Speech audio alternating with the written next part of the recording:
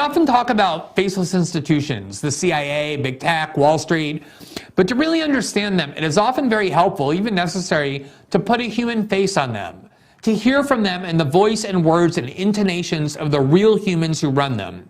Over the last few weeks, one of the individuals who has been central for years to the censorship regime that ran Twitter prior to Elon Musk's purchase, the person who really was most responsible for deciding what ideas you could not express, which specific voices you could not hear from, has decided to become much more public in his views, largely in order to criticize what Musk has been doing with Twitter.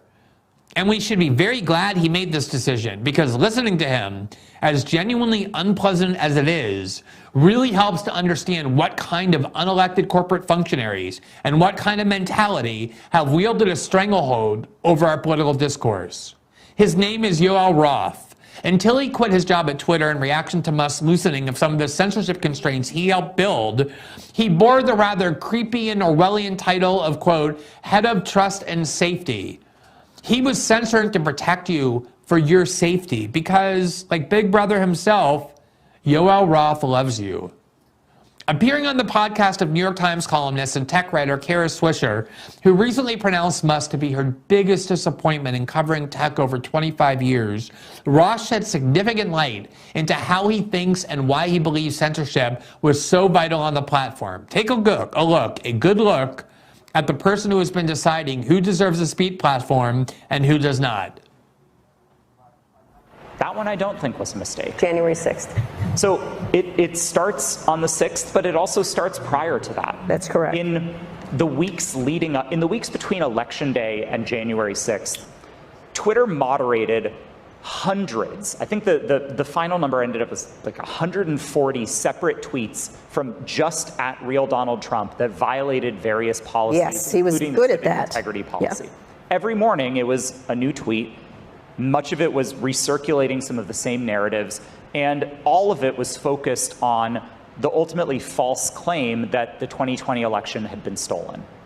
And so we're going into the events of the 6th, and there's that context. There's the centrality of his account in So you let him get away with it for a long time, in other words. Well, we'd been enforcing on it, right? So we restricted the tweets, we put warnings on them, you couldn't like them, you couldn't retweet them, but we didn't ban him because it was a relevant part of a moment in American politics. Right. The events of the 6th happen, and if you talk to content moderators who worked on January 6th, myself included, the word that nearly everybody uses is trauma. We experience those events, not some of us as Americans, but not just as Americans or as citizens, but as people working on sort of how to prevent harm on the internet. We saw the clearest possible example of what it looked like for things to move from online to off. We saw we saw the way that rhetoric about a stolen election was being mobilized on sites like thedonald.win. Sure. We saw the trafficking of this content in the fringe parts of the internet, and we saw people dead in the Capitol as a consequence of it. This interview really had it all.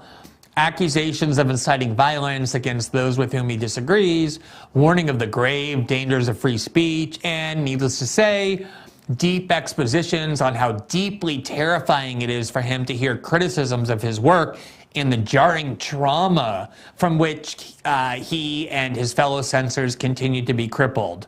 For our interview segment tonight, I'm going to speak to one of the independent journalists who has performed the often deeply unpleasant work of watching, reporting on, and analyzing these kinds of people, Michael Tracey, whose work can be found at Substack and soon here on Rumble. So, Michael, before we get into the clip itself, first of all, thanks for joining us tonight. Tell us what you think we ought to know about this person, Yoel Roth's background. What did he do before he went to Twitter? And what did he do while he was there? Well, one of his first professional experiences was as a research fellow of some sort at an organization called the Dangerous Speech Project. So he clearly had a deep-seated interest in examining all the multifold dangers caused by speech and sort of proffering this sprawling theory as to how internet companies and social media platforms in particular ought to be regulating and managing speech, including purging speech that it deems to be sufficiently dangerous. But Yoel Roth had a particular emphasis in one facet of this whole discussion, and that was, as it happens, on issues around gay social media platforms, including gay dating apps. He sort of has touted himself as the leading expert on the kind of inner network dynamics within Grindr, the gay sort of hookup app. And I just want to give you a little excerpt that is just so amazing, or maybe amazing is the wrong word, from one of his first journal articles that he published, because Yoel Roth later got later got his PhD from the University of Pennsylvania on this general subject. But in 2014, this is one of his first forays. And here's how he introduces it. This article offers a critical examination of the smartphone application Scruff, a gay geosocial networking service targeted primarily at bears. And the article by Roth endeavors to analyze, quote, how bodies, places, and identities are discursively constructed through the interplay of virtual and physical experience. I challenge anyone, if you're feeling particularly masochistic, to just do a brief survey of his academic output, and you'll get a sense of the jargon with which he is just so foundationally infused. And he took that to Twitter, as you mentioned, by kind of adopting this title, Global Head of Security, which drew on his academic experience, kind of fleshing out and theoretically developing the nature of online harm, online violence, what that constitutes. He's really a pioneer in the field.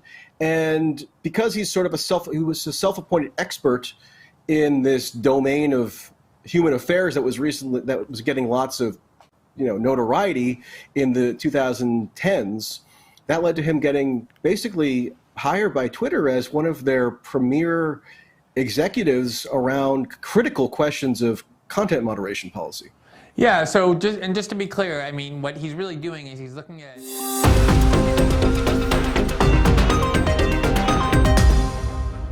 Thanks for watching this clip from System Update. Catch our full shows for free, live weekdays at 7 p.m. Eastern on Rumble, and join our locals community at greenwald.locals.com for all of my written journalism, exclusive after-show Q&As, and more.